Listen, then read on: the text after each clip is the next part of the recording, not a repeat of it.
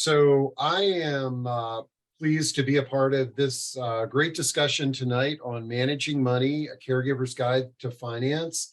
And this is brought to you by the Tall Oaks Assisted Living, who Leslie Lawson is with. And Leslie, thanks for putting together another great program. I'm glad to pull some of the strings behind the curtain tonight. Well, thank you, Steve, so much. I love partnering with you. We have a broader reach when you are involved, and I can't tell you how much I appreciate it. Just want to share a little bit about Tall Oaks for the folks at home who don't and are not aware of us. We are Reston's premier assisted living. We are celebrating 35 years this year. So the first to offer assisted living here in Reston. We also have memory care. We offer respite care. And really, we have our roots in the community. I've lived in this community for, I'm going to say it, 49 years. And it's new and true to my heart. One of Tall Oaks' goals is to continue to bring these educational events to the community. Knowledge is power, especially when it comes to Alzheimer's and dementia, and supporting the caregivers and the caretakers. And so we are a resource for you and your families throughout the year. This is just one of many of our presentations that we're going to have under the Everything You Need to Know umbrella. And we will be partnering with the Alzheimer's Association and Steve throughout the year. So be on the lookout for that. All of our events can be found at talloaksal.com/know. And I think that's enough about me. This topic is really important. We had it back in October.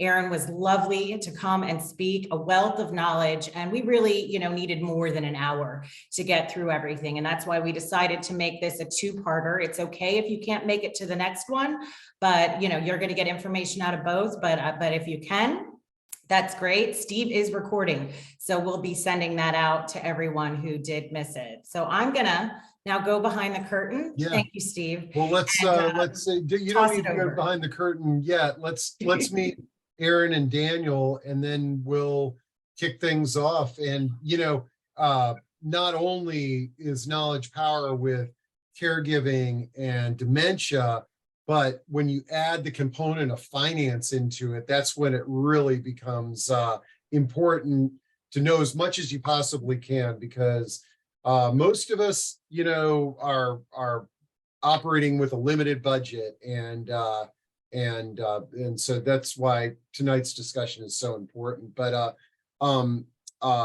Aaron, you're going to be, for those that didn't hear you speak before, give us a little bit about your background and your role at the Alzheimer's Association.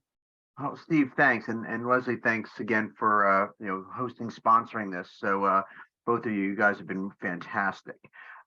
I got into working with the Alzheimer's Association about 4.5 years ago, and I actually don't come from a background. I don't have a family history of Alzheimer's or dementia, and I don't have a healthcare background, but I was looking for what was the best nonprofit to work with when I was getting ready to retire, and the Alzheimer's Association consistently came up as one of the top, if not the top, and I got involved right away and became a community educator, which basically means I'm doing programs, Steve and Leslie, around the community. It could be the topic tonight, managing money. It could be 10 warning signs, a whole range that we do in the national capital area.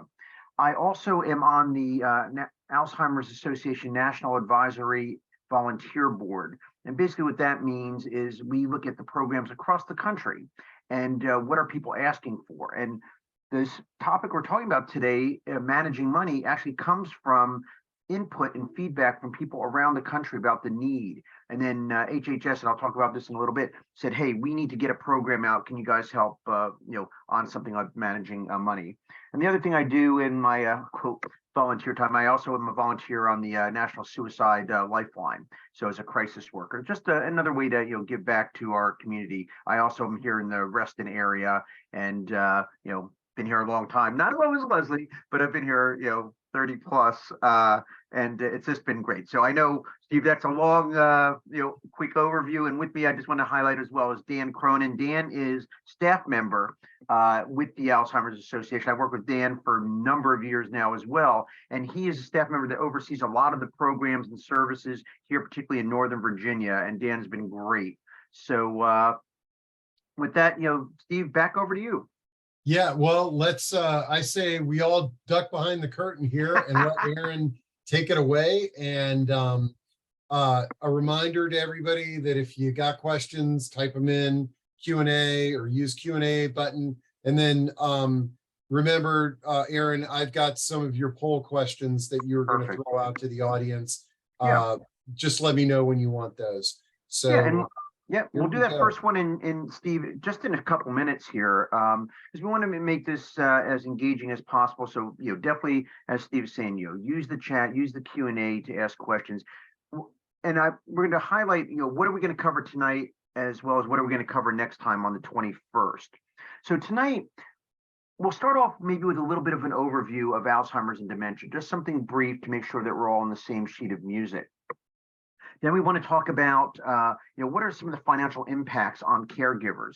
And it's oriented to Alzheimer's and dementia, and some of the videos we'll use during the time focus on that, but this can be used for anything. In my case, I relate to a caregiver in the sense that my dad had cancer, and my brother and I literally strapped on, and our family's the caregiving role.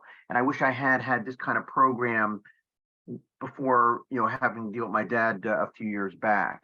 So we'll talk about the financial impacts of caregivers tonight. We'll talk about the benefits of early planning, the importance of financial conversations and how to have them. And depending on our time, we'll start maybe talking about the risks of fraud and abuse, which is really significant in our elderly population with finances, as well as really targeting, people that do have Alzheimer's and other dementia. And we'll also make sure that if we can have some time for Q&A for folks, and the Q&A doesn't even have to just be on, the managing money part. It could be on anything you right now have about Alzheimer's and dementia. Dan and I will try to answer any questions we can.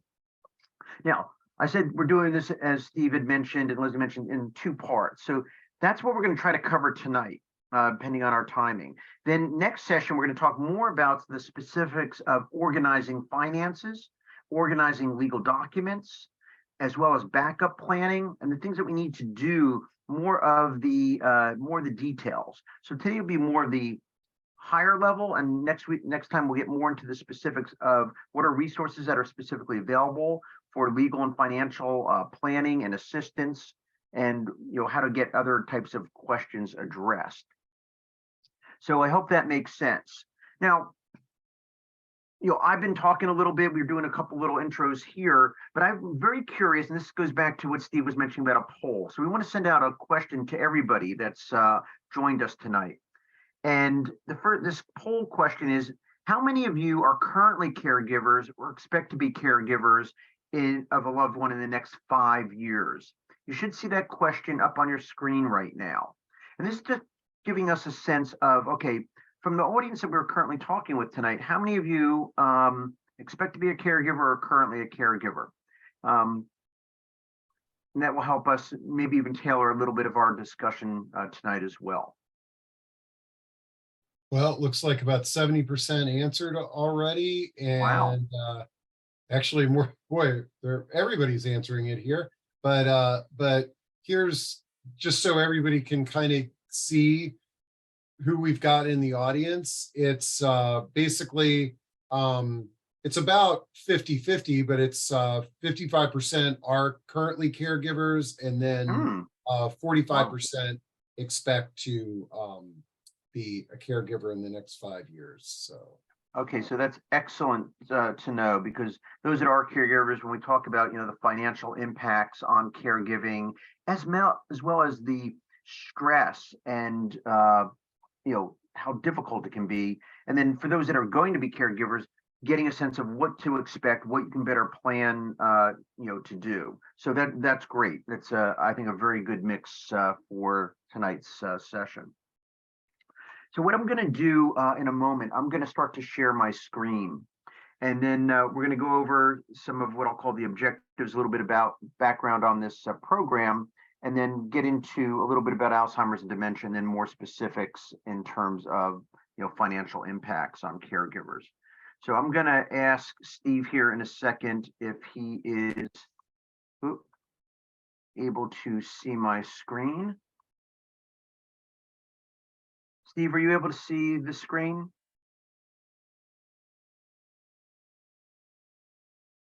Dan, or I can see it. Yes, can. yes. Okay. Sorry, I couldn't find my microphone. Okay. That's great. Yeah, that sounds like that's usually my issue. And it's like, okay, no, that's good.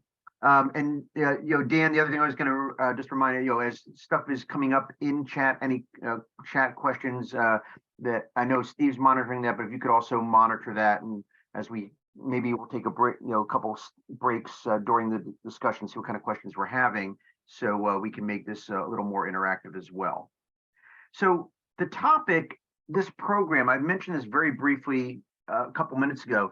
It was HHS that actually set up a grant to do this. This has been a topic that we've seen, the Alzheimer's Association has seen, but a lot of our partners, AARP, NIH, and many others, in terms of the inability, not the inability, but sometimes the surprise of people that are becoming caregivers and having to deal with these kinds of issues.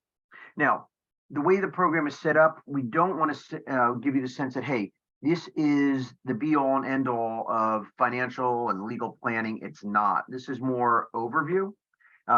When we talk about detailed questions on financial plans and legal planning, that's definitely where you want to talk to one of your professionals, your lawyer, sometimes your medical professionals, financial advisors, etc. So we're going to talk about these items, but they're not meant to replace that professional assistance. And when we set up this program, it wasn't just the Alzheimer's Association. We were the leads for sure, but there's a lot of different people. I mentioned AARP, which was key. Edward Jones was a major sponsor, and they provided a lot of financial assistance in getting this kind of program together. But you'll see a range of others here: the National Hispanic Council on Aging, National Alliance for Caregiving. So many different organizations that were involved to put this together. All of them got involved because they were seeing needs in the communities that they were working with. So very, very important there. Now, one of the things we're going to talk about, as I mentioned, we're going to talk about how caregiving affects finances. Now, it says list legal and financial documents caregivers should put in place. That's really going to be focused on next time. So when we meet on the 21st, we'll talk more about the legal and financial documents. We're going to talk, and we'll talk tonight also about preparing for useful discussions, because financial discussions with a loved one can be really difficult. We hear that a lot now, not just this kind of program, but when we're doing other programs like Understanding Alzheimer's or Dementia or 10 Warning Signs, people often bring up how difficult it is to have a discussion and are asking us for guidance and advice. Well, the things about backup planning, we'll talk about that in more detail as well on the 21st. Now, before we get into the specifics of, financial impacts on caregivers, I want to talk a little bit about Alzheimer's and dementia. It's not normally something we'll do in this program because, as Steve had mentioned, it's normally and Leslie mentioned, we normally do a lot of this literally within 1 hour, but now that we have it spread out a little bit, we can talk a little bit more about Alzheimer's and dementia. Most of you may be already familiar with this, but Alzheimer's and dementia actually are related, but two different things. Alzheimer's is one type of dementia. So I want to repeat that again for those that may not be aware. Alzheimer's disease is one type of dementia. There are actually about 14 different types or major types of dementia. Alzheimer's being the most common, about 70 to 75% of all dementias are Alzheimer's. But there are other types of dementia. There's something called the frontal temporal lobe, which may affect the front cortex of the brain. It may affect things like speech more so than it may affect memory, at least at the beginning.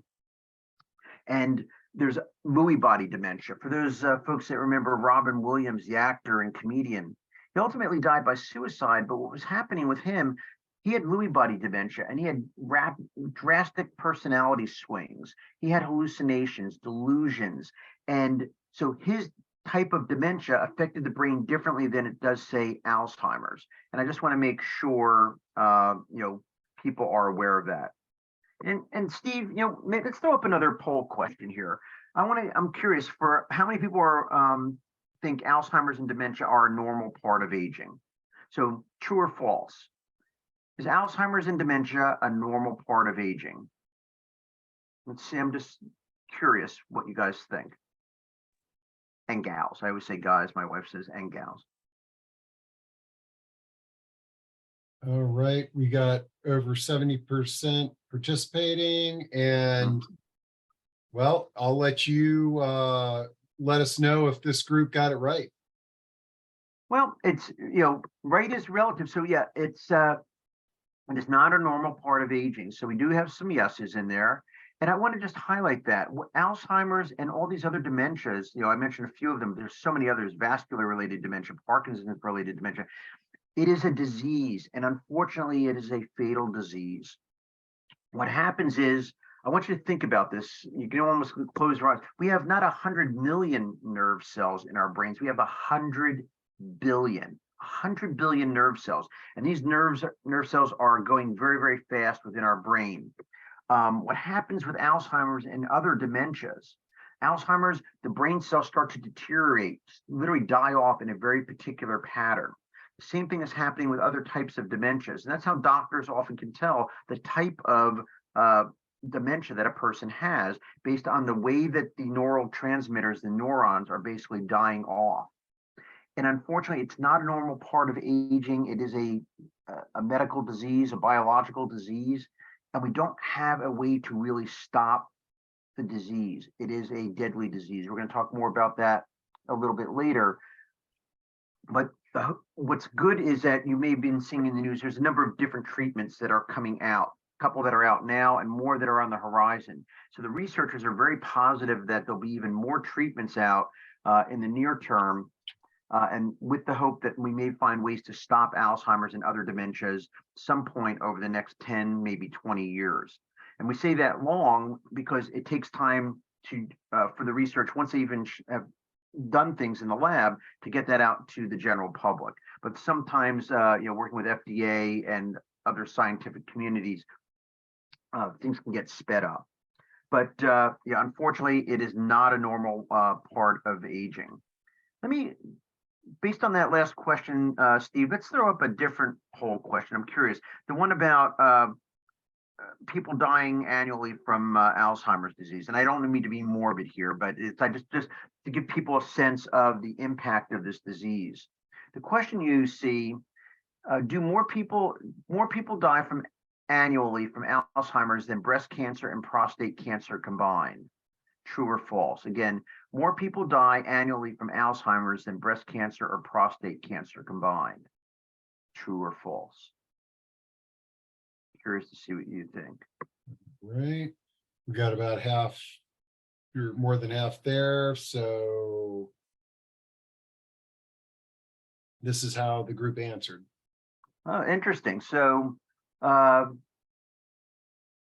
those that, indicated false, it's actually true, unfortunately, that more people die from Alzheimer's than breast cancer and prostate cancer combined. We often don't think about that because we hear a lot about breast cancer, and it's a very serious disease. It's heart-wrenching sometimes, for sure, as is prostate cancer. But when you think that both of those combined, more people are dying from Alzheimer's, just that even that one type of dementia at more annually than any other type. So the impact then on caregiving, because there's so many caregivers, we're going to talk about that in just a couple minutes. It's so significant. So I just want to give you that sense as we start to get into this, that we're talking about primarily Alzheimer's and dementia, but what we're going to talk about also relates to caregivers overall. So I'm going to move on now to our next slide. This isn't that difficult. This is, we're talking about a definition for a caregiver or care partner. We'll use the terms interchangeably here.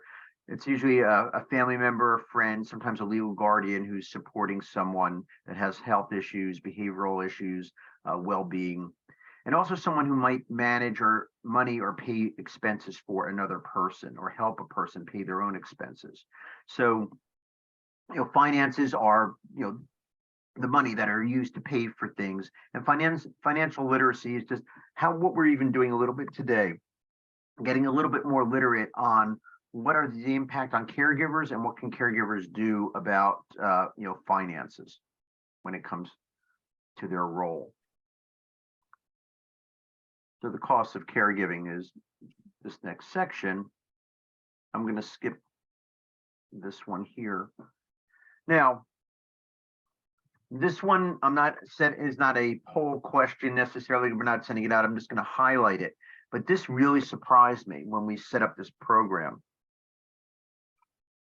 What percentage of caregivers have out-of-pocket costs as a result of caregiving? I originally thought it was like, less than 40%. But I knew that, some people are, might not have the savings available, and loved ones would have to take care of people out of pocket. Then when my brother and I had to take care of my dad, he had money in the bank and whatnot, but there was still a significant amount of out-of-pocket costs that my brother and I were paying to help care for our dad. That meant, my brother lived closer to my dad, but I traveled up to New Jersey quite a bit. There was a lot of hotel rooms. There was a lot of extra medical costs that we hadn't planned on, and getting my dad to different, care facilities as well. So we often forget about the actual cost and impact to caregivers, but more than 3/4 of the caregivers do have some type of, cost to them that they probably did not plan for. So whether you're a caregiver now or you expect to be a caregiver, it's something that's really important to understand and to plan for. And before we get into more of this, I just want to pause for a second, and I do want to see, are there any questions, Dan or Steve, that have come up? I know I'm talking a lot, and instead of just making this quote a little bit of a lecture, I just want to see if there's some questions that people have, and we can then move on from there and get back into the session. Okay, let's see here. I am right. Okay, let's see. Well, we do have one question, and this is good to bring this up because people in the audience might be able to give some feedback. And she says, I'm a caregiver for my partner with Parkinson's disease. Can you please give me an idea of how much money I should have to set aside for long-term care if I need to pay for it? And you might be able to share with us, is this going to be something that you'll be discussing tonight, or what are your thoughts on that? Yeah, so we might talk a little bit more of this on the 21st, but unfortunately, the issue is it's very individual.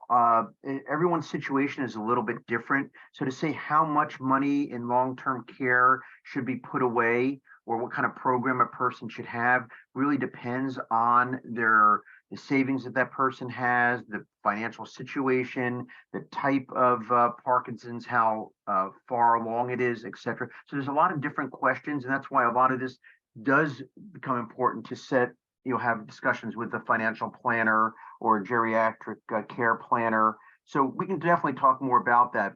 The short of it is the specific answer would be very difficult to provide. We can talk about it in more general terms, though, and particularly I think more on the 21st. So, but very good question. You know what I'm going to do, Aaron? Yeah. Just because I'm sure that this question will come up. I'm going to, in chat, I'm going to drop the Genworth long-term care cost survey that they do, link to that. And that can give folks an idea of how much nationally and regionally, adult daycare, assisted living, nursing home costs. Perfect. That's great. Yeah, I was thinking, I was immediately going diving into the detail, but you're right. Given the general info is probably helpful for sure. Okay, excellent. And let's see, any All right, other? I think we're good. I think you, All right, good. rock Yeah, and roll. let's rock and roll. All right. So, caregiving for those that are already caregivers now, the impact on employment, the impact on sometimes reducing your hours. My brother and I, we had to do that. We had to take days off of work that we hadn't planned, sometimes for a week or two at a time. Some people end up retiring early or quitting their jobs. I was just at the Alzheimer's Association leadership conference out in San Diego last week. And one of the people that spoke, she's a caregiver, was a caregiver for her husband, and didn't expect that she was going to become a caregiver.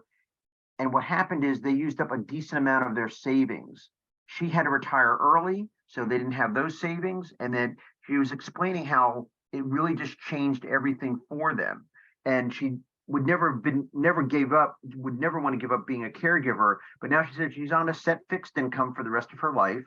And, the kinds of vacations and things that they had planned, they couldn't do because they should have, if they had known how to plan better, or if they had done things a little bit different, but they didn't know. They didn't know that he was going to develop, Alzheimer's or dementia. In fact, she expected that her side, she was going to develop Alzheimer's sooner because it was more in her family than it was his. In fact, women, by the way, are almost 3 times as likely to develop Alzheimer's than men. I just want to repeat that for those that may not be aware. Women are almost 3 times as likely to develop Alzheimer's as men. And we can talk about that, after in the Q&A if you want. We can tell you a little bit more about that. But that's also in terms of planning, that's something that we also make sure people are focused on. But here's another example. I want to play a little video snippet for you from Kim, who still is actually a caregiver. This is from, I believe, a little over a year ago. So some of the sacrifices I have to make financially and due to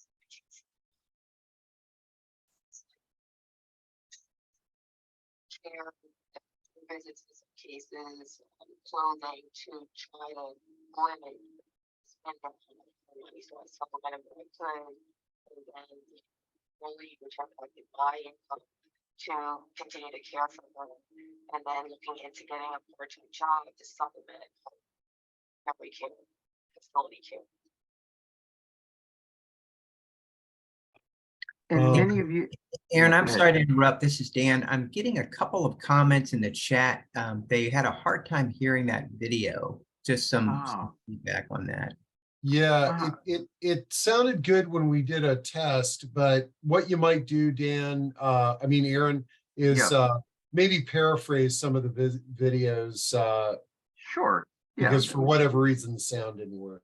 Yeah, well, and folks, I apologize again. Yeah, when we tested it shortly before coming on, it worked okay, but maybe due to the range of folks that we have on, we apologize for it not coming through. But for Kim, again, the unexpected cost of having to, care for her mom. It basically, she ended up having to retire early as well, starting with having to take more time off and then retiring early. So the impact on being a caregiver, it can be very, very significant. That's why this whole focus on planning, particularly when a person is first diagnosed, whether it's Alzheimer's, the other type of dementia, it could be another type of medical issue. It's extremely, extremely important. And, Steve, let's put up a quick other poll. There was that one about how many Americans are unpaid caregivers. I want to get some reaction from folks on this. So what do you think, folks? How many Americans are unpaid caregivers for people living with Alzheimer's or other dementias? Think about that. Someone like Kim, who was in the video, who you couldn't hear, but many of us, we're unpaid caregivers. We're not professionals. We're doing this because it's our loved ones. We have to do this. We want to do this. So about how many Americans are providing unpaid care for their loved ones? There you go. So Showing the results there. there's the result. So it's actually interesting. It's actually just above 8 million. So we have about 8 million Americans that are providing unpaid support. So it's under 11 million. It's above 8 million, but it's expected to rise to over 10 million just in the next few years if we don't find a way to slow down the progression of this disease. Because 1 in 3 seniors, 65 and older, will develop Alzheimer's or another dementia. I want to repeat that. 1 in 3 seniors will develop Alzheimer's or another dementia.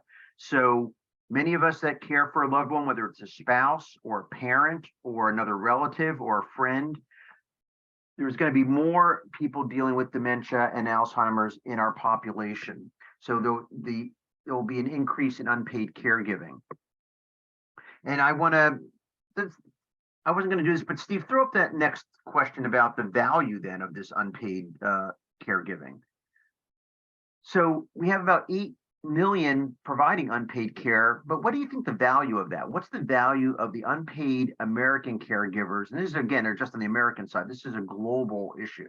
Every part of society around the world, Alzheimer's and dementia affects. But in the US, what's the value of that unpaid caregiving annually? What do you think?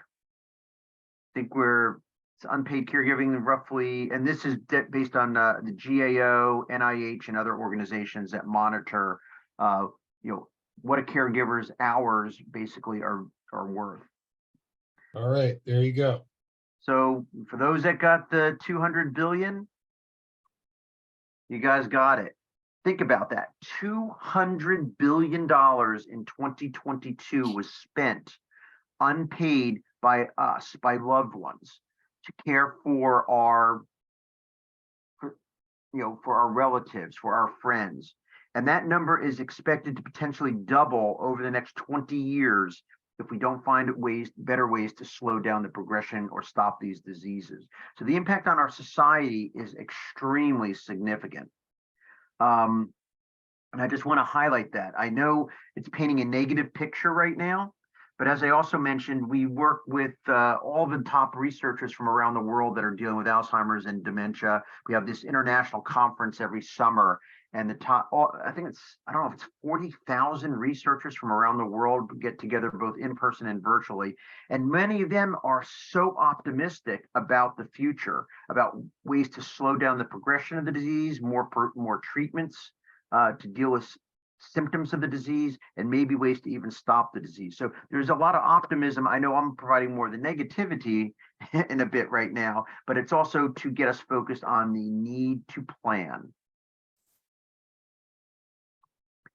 And for those that are caregivers now, and we saw, about half of our audience tonight are caregivers, and we know we often put ourselves second or third. Sometimes we have our own families that we're also dealing with. So we may have mom or dad that we're taking care of, but we also have our kids that we're taking care of, and our spouse. We don't realize, we run at full speed and then we burn out, or the stress gets to us. So we need to be careful. We need to take time to, take care of our own needs, take care of our own health. Sometimes easier said than done, but it's really important. And I learned that the hard way, again, with my dad, where we were just going full steam in care of him, and we were just burnt out and exhausted, where we ended up having to get respite care from even other relatives. So my brother and I, at different points, we could actually take time off. And that respite care, we'll talk more about, I think, on the 21st, how important it is to have as part of your planning when you're a caregiver.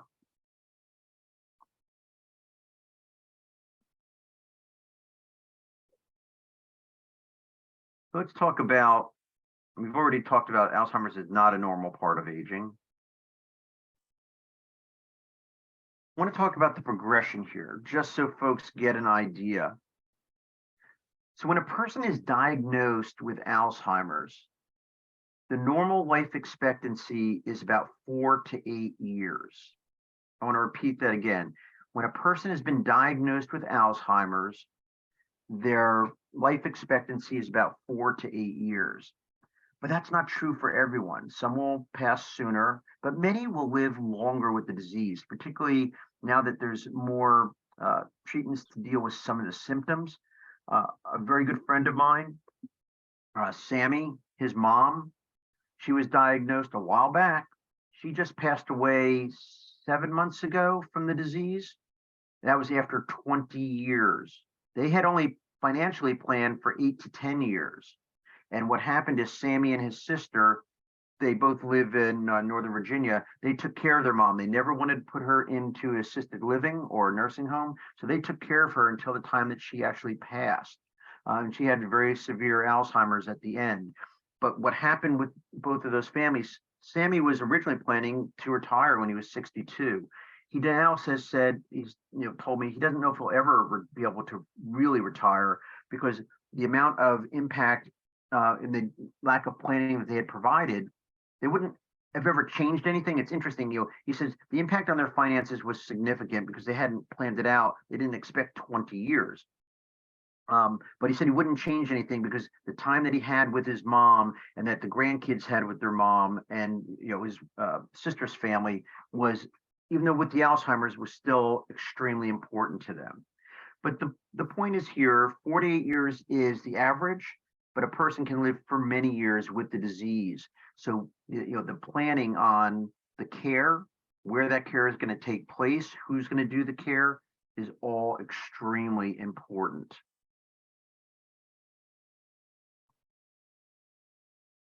So, the impact on ability to manage money. When a person has been diagnosed, it's actually one of the first things that we see is sometimes as a warning sign is a person starts to make small financial mistakes, usually addition and subtraction mistakes. For someone who was really good keeping their checkbook, suddenly they're making a lot of mistakes in that.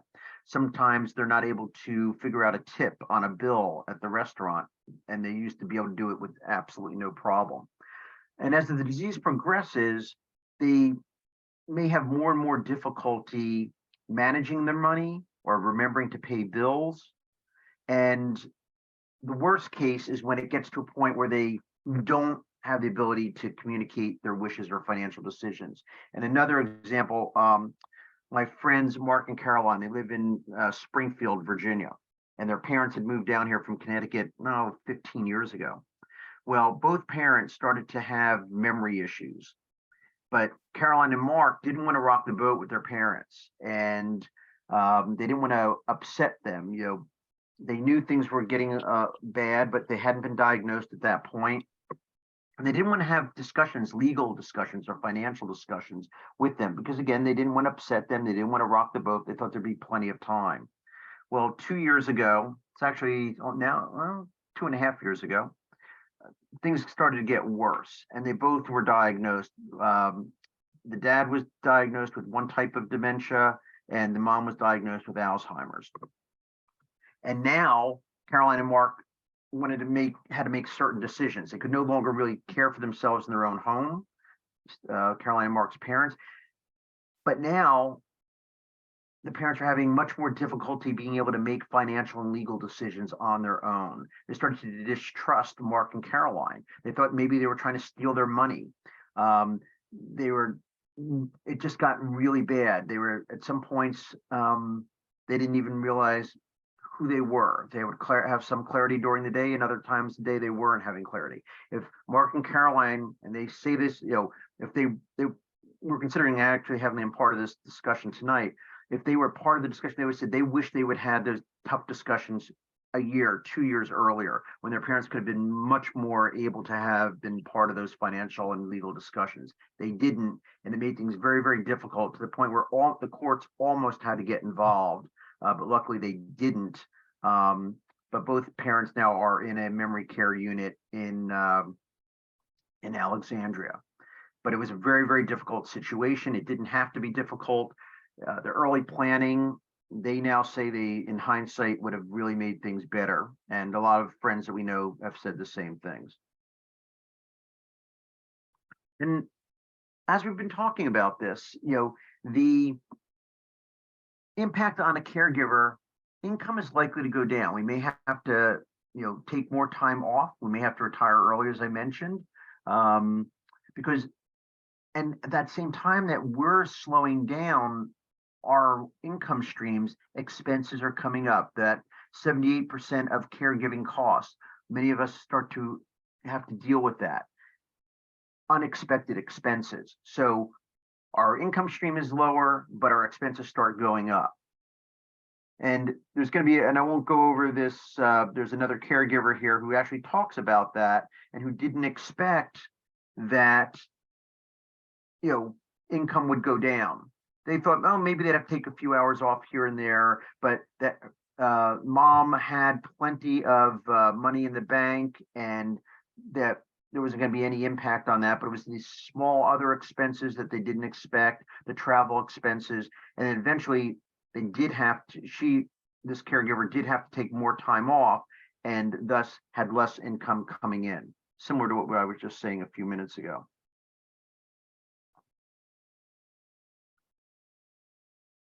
Now, there's other unique challenges for caregivers, and probably not a surprise for folks. Caregivers are, of people with dementia, twice as likely to have the average out-of-pocket caregiving costs. 30 to 40% of dementia caregivers experience depression. And that the next one also relates to that. 44% of caregivers having anxiety. This is where we often strap it on by ourselves and we want to just take care of our loved ones and we exhaust ourselves. We don't plan, we don't have backup plans. We think we should be doing this all by ourselves because this is mom or dad or this is my spouse and I need to do this. There are so many a range of resources that are available through the Alzheimer's Association and through just our community, Fairfax County, unbelievable amounts of resources that are available to folks to help people that are caregivers. We have caregiver support groups, for example, the Alzheimer's Association here in the National Capital Area, and they're very beneficial. The people that attend those, they say they realize that they're not alone. They're able to share lessons learned and learn about additional resources that they might not know about. So taking care of yourself is extremely, extremely important. I can't highlight that enough. Again, last week at the Alzheimer's conference, this was brought up by many of the speakers, how, they wore themselves down, how they ended up getting sick themselves because they literally just strapped on the caregiving role and ran with it and didn't plan as effectively and use as many resources as they could have. And you can see that last thing. Women are more likely to experience the stress of caregiving. More women, almost 2 to 1, are caregivers more so than men. And it's interesting. It's still, there's researchers still trying to figure out exactly why. Part of it is women have been caregivers historically more than men. But women also are the ones to be more likely to develop Alzheimer's. So it's oftentimes it's more of the daughter taking care of the mom or taking care of another relative, the aunt, etc. But having to particularly deal with that stress and the anxiety. So we can talk more about the resources that the association has, but you're not alone. If you're a caregiver, particularly here in the National Capital Area, you are not alone. And there's a range of resources that are available, to you. In addition to the planning, it's those that are dealing with caregiving now. So important. And I'm just going to highlight this real quick, that people younger than 65 can develop Alzheimer's. It's not common. It's not normal. It's based on getting a genetic gene called the APOE gene from one or both parents. And if that occurs, that person is likely to develop Alzheimer's potentially at a younger age. And last week at the association conference summit, we called it, there was a number of people that were talking that are under 65 that develop Alzheimer's at a lower age, but one's a triathlete. He finished the Kona triathlon in Hawaii, and he's living with Alzheimer's. others that are still working in their communities, but they're living with Alzheimer's. And but you can develop it at a age younger than 65, but it's not very common.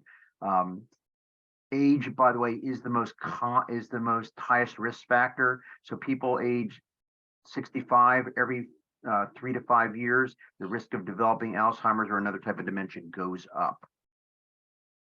We can talk more about that if you want.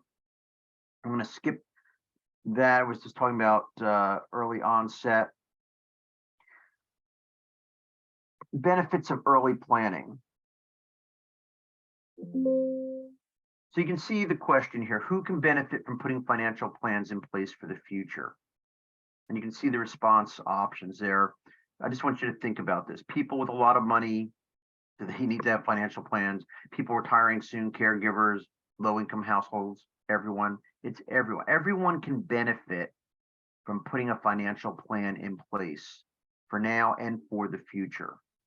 And we've heard from many of the programs, even when I'm doing some of these in Northern Virginia, people that say, we haven't planned very well, and our loved one has just been diagnosed. What do we do? How can we get help? What are the resources through either Fairfax County, from our town, from the state of Virginia, etc., that we can have? Others will start to plan now, and they'll start working with financial advisors or start to put in more effective plans. That goes back to that question that we had about someone who had a loved one with Parkinson's and long-term care costs, and understanding that and starting to plan for that now. Extremely important. Now, the benefits of early planning. I mentioned, Mark and Caroline before. In their case, if they had had the conversation with their mom and dad, they would have better known the wishes and desires of their loved ones, of their parents. They didn't, and they waited till, to the point where their mom and dad were both at a point where they were having significant cognition issues. But there are benefits of early planning, knowing a person's wishes, being more confident in the financial and important making those decisions, knowing where even information exists in the household.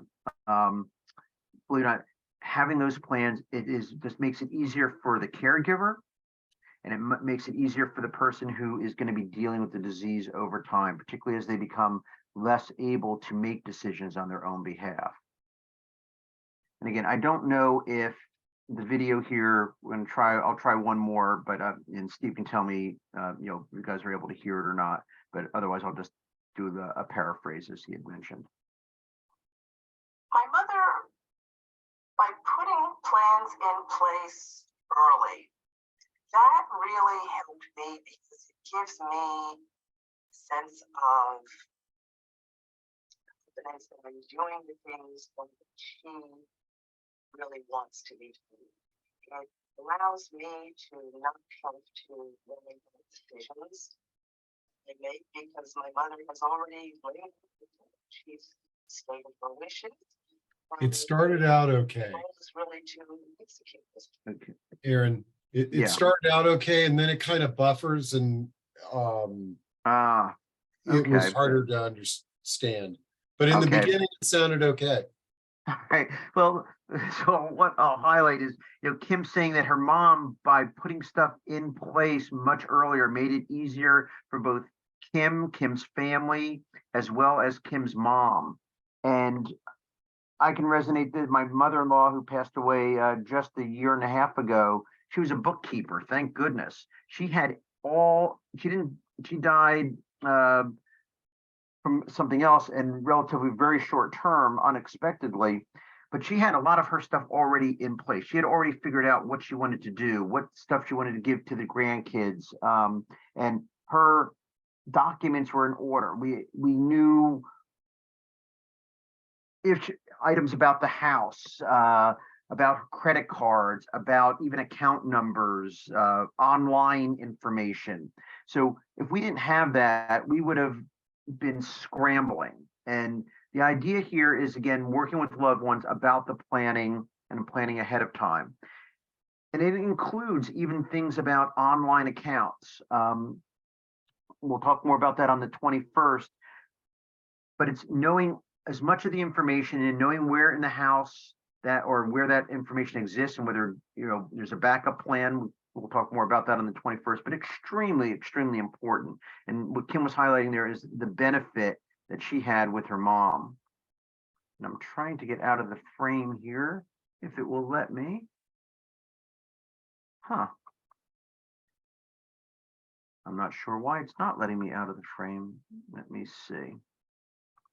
Here we go.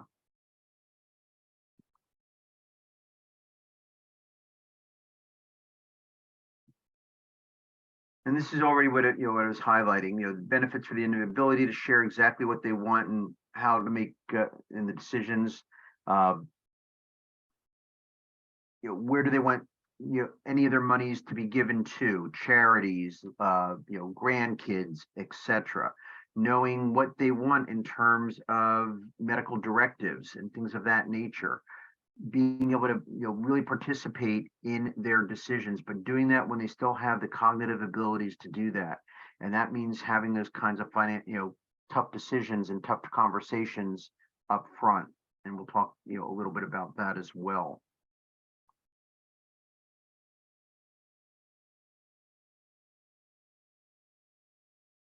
Now, this is what I was saying, and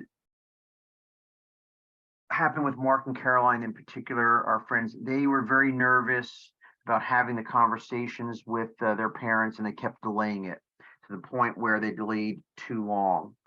And sometimes it's the person who's been diagnosed with Alzheimer's, dementia, or another issue, and they're nervous about having the discussion. So we have to realize that both parties might be nervous about having discussions about finances or legal related items, but it's extremely important to have the conversation early. So many of the people that I've met through programs over the last 4.5 years regularly say, I wish I had had the conversations with my loved ones earlier instead of waiting and delaying. But how do you even start? How do you start to have a conversation about finances? Part of it is writing down, you know, your goals, what documents you want to review and discuss. So say you want to talk with mom or dad about their will or their trust or whatever, however they have, whatever documents they have, where they have documents, but doing it in a way that's not defensive. So you want to think about, if you're going to have this kind of financial discussion, who's the right person to have it? It might not be the spouse. It might not even be the child in the family. It might be a close friend. So question is, who's the right person to have the discussions about finances with the person that might be you know, recently diagnosed? And then where should that conversation occur? What time of day? Is it after breakfast? Is it after dinner? Is it while walking around the block with someone? Is it while taking a drive, you know, out to a favorite place? The key is being empathetic, trying not to be defensive, and just having the conversation, bringing up the topic. It might be that the loved one is initially defensive, so you might have to bring up the topic multiple times over, you know, weeks or even a month or two, because it does take time. It may make a person very upset to talk about, you know, the finances. When my dad was diagnosed with cancer, it wasn't that he was okay to share it with my brother and I, but he was also almost embarrassed that he would have to share it with my brother and I. I don't know if that makes any sense. So it took a few different times to have the open conversations about it. He would talk generally about it, and then as time went on, we were able to talk more specifically about, you know, the resources that he had and how he wanted to be taken care of and how he wanted those monies used, what kind of charities, etc. But don't rush the conversation, and check yourself. If you're going to have a conversation with someone about finances or legal related items, think about your voice tone. Think about how you're coming across. Your body language is extremely important, and it can be very easy to get frustrated And if it's someone who has already been diagnosed with Alzheimer's, you may have to repeat yourself multiple times. Mom, Dad, I just went over that with you. Can't you just, we don't need to go over that again. They may not remember. That short-term memory may be gone. So it may take multiple times to have these kinds of conversations with someone. Don't get frustrated. You got to realize the loved one is not necessarily trying to be difficult. They may sometimes just not even remember that they've recently just had a conversation with you or someone else about these kinds of topics. So please realize it is a disease. It is something they're having to deal with, or they may be scared. So take the high road, check yourself, check your voice tone, figure out the best place to have the conversation, and realize that you may have to have these conversations multiple times. Now, I know we're getting at the end of our time here, and this is the reason that we do this we're splitting the session this time. And we're going to talk more about maybe some of these additional tips when we get into the session on the 21st. But what I will do here, I'm going to pause, and I know I've been doing a lot of talking. I want to see if we have questions that Dan and I or Steve or Leslie can answer before we break for tonight, and then get ready for our session on the 21st. So I'm actually going to stop my share here. We'll come back, do a summary on the 21st of what we covered, start back on this slide here, but I want to stop and see what kinds of questions, if any, we might have from folks online tonight. Okay, here we go. All right, and I want to throw these out, whether we can answer these or not. It's good to throw these out because it gives us a pulse of the challenges that people are going through. And, sometimes the people in the audience can be a great resource and maybe, share some things. But this person says, I handle my sister's finances long distance. I have a financial power of attorney and I will be executor of her estate, but I'm not an accountant and I don't run my own small business. I mention that because I'm trying to find a software program that can help me deal with her bank accounts, auto pays, the sale of her house, tax information, etc. The software I've seen, even those for personal finance, seemed geared to a higher level than what I need or understand. Any suggestions? Well, it's an excellent question. I specifically don't know that aspect of the software. I mean, we can look into that. I don't know, Dan, if you've come across through other parts of the association. It's an excellent question. No, I haven't. No, I haven't, but I want to just mention one thing. This is actually a really good opportunity to highlight our helpline contact phone number, which is open and available 24/7, 365. It never closes. And our helpline is staffed by clinicians and social workers, very, very esteemed individuals that will help. And so these kind of questions that come up are amazing questions. And some of these, like, I don't know of a specific app, but if you call our helpline and contact them, they'll do research on behalf for you and they'll find answers. So I just want to stress that. It's the 800-272-3900. That is our helpline number. All right. And then one thing for that person that asked the question that I might throw out there is, you're managing your loved one's estate, and there can be a portion of that estate devoted to supporting you managing it. And one of the professions that's out there that a lot of people are not aware of are daily money managers, who are basically, knowledgeable bookkeepers. They go over and above just bookkeeping, but it might be worthwhile to just have a conversation with a few daily money managers in your area. I dropped the link there into chat, and that might be one option. Somebody in chat said try Mint, which is a pretty user-friendly platform for financial management. Let's see. Okay. See some other questions here that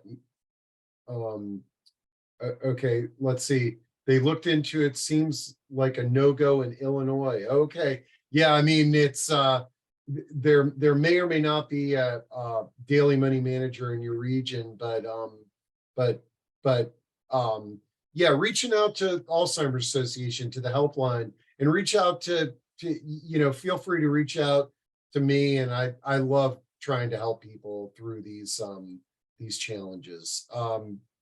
Okay, let's see.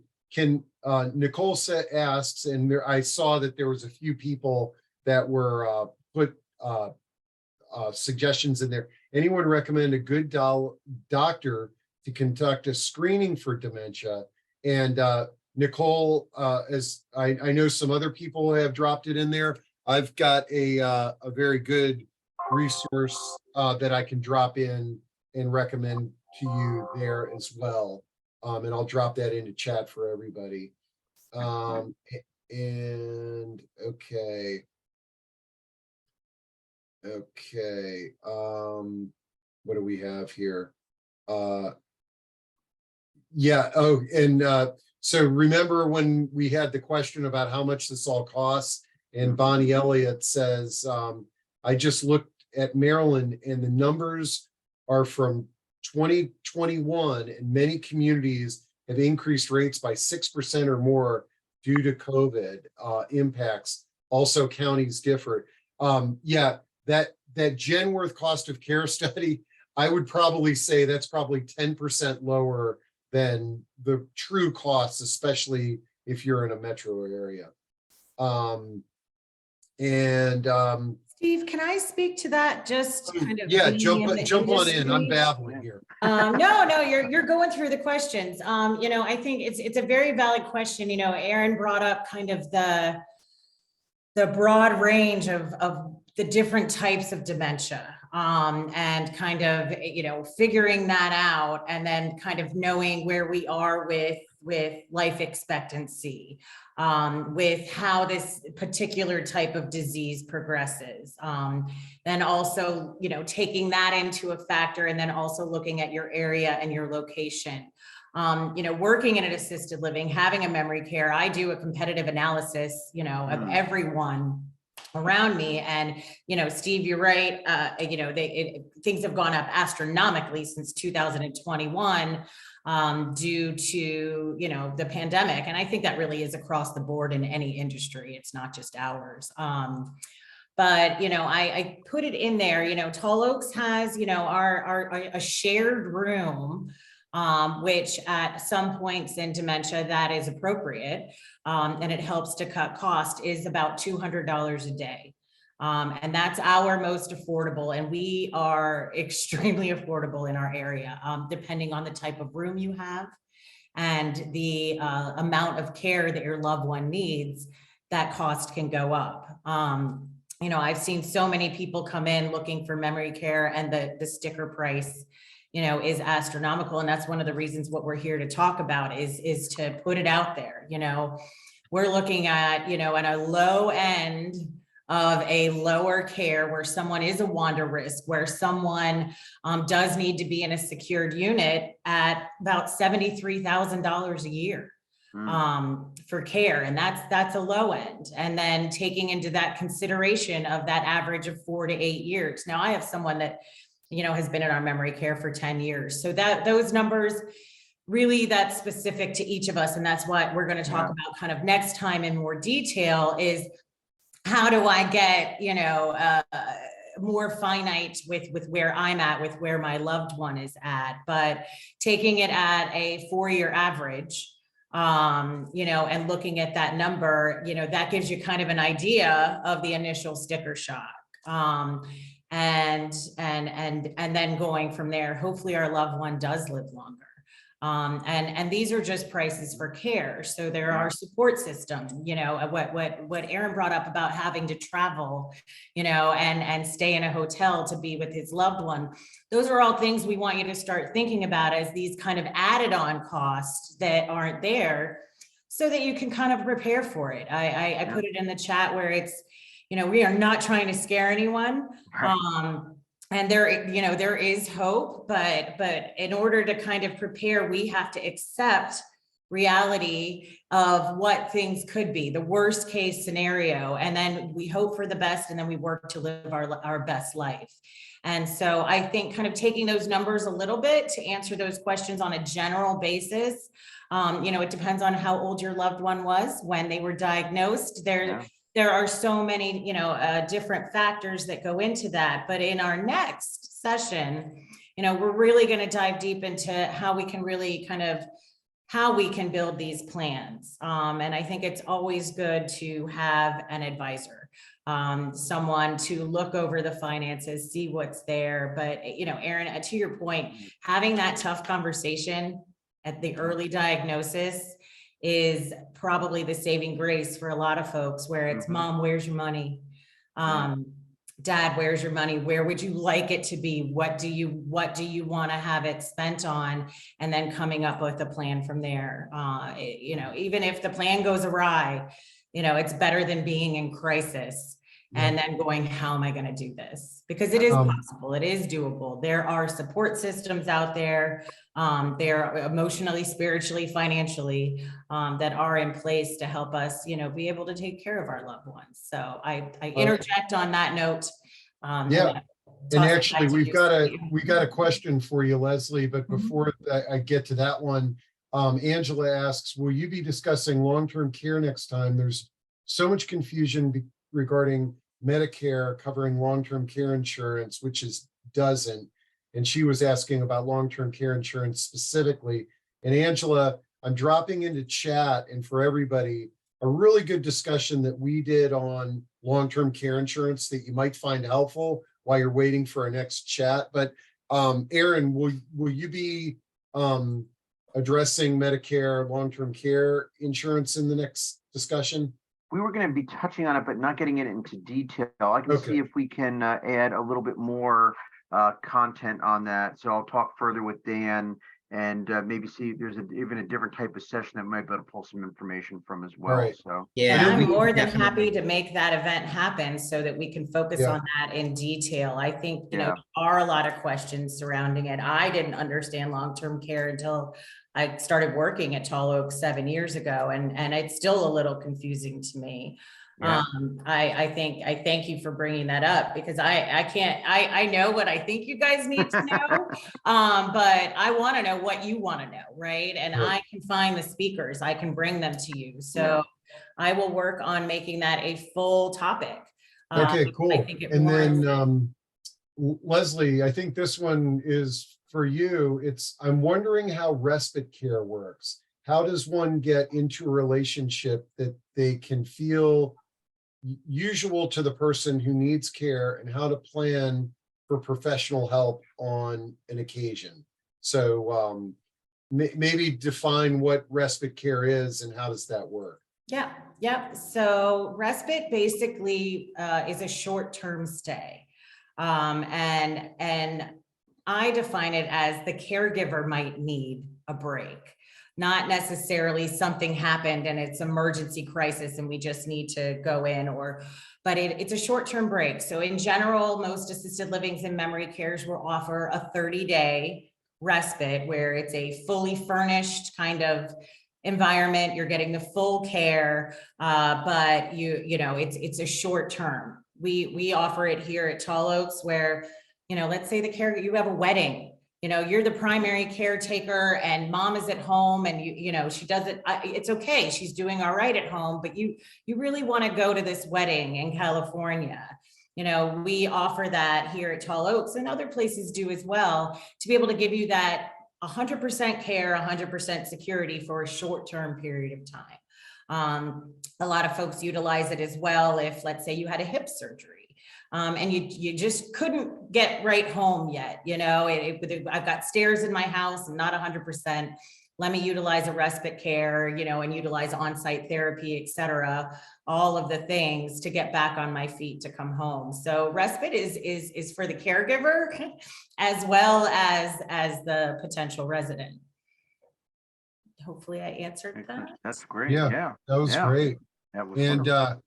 I tell you, we have really burned through the time here, which we knew was going to happen.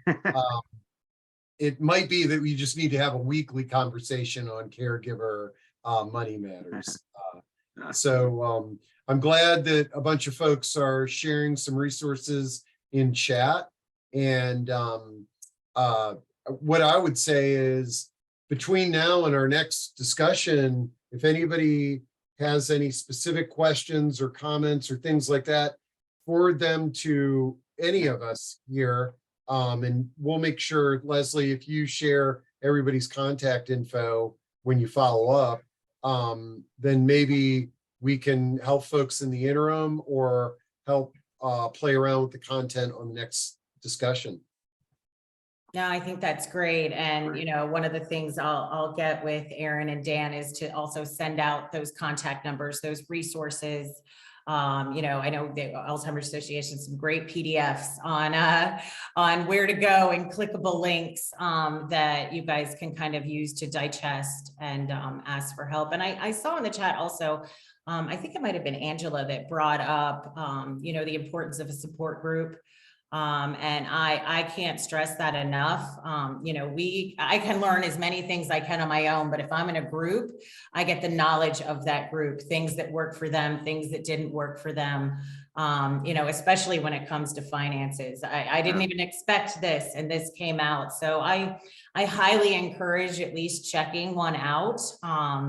And seeing if it's right and it fits for you. And if you don't like the first one, go to the second one.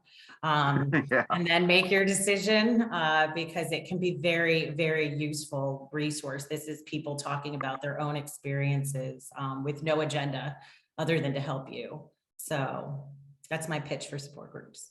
Yeah, they Well, are great. Well, great. And this is sort of almost like a support group too, when you see the way that people are sharing in chat. We're all in this Yeah. boat together, folks. Yeah. So all right, well, should we put a pin in it and Yeah. we'll see each other in a couple of weeks? That sounds Yeah. great. And anybody has any questions you'd like for me to get to Aaron when I send out the PDF with some of the Alzheimer's Association numbers, let me know and we'll work to get it into the program. Okay. All right.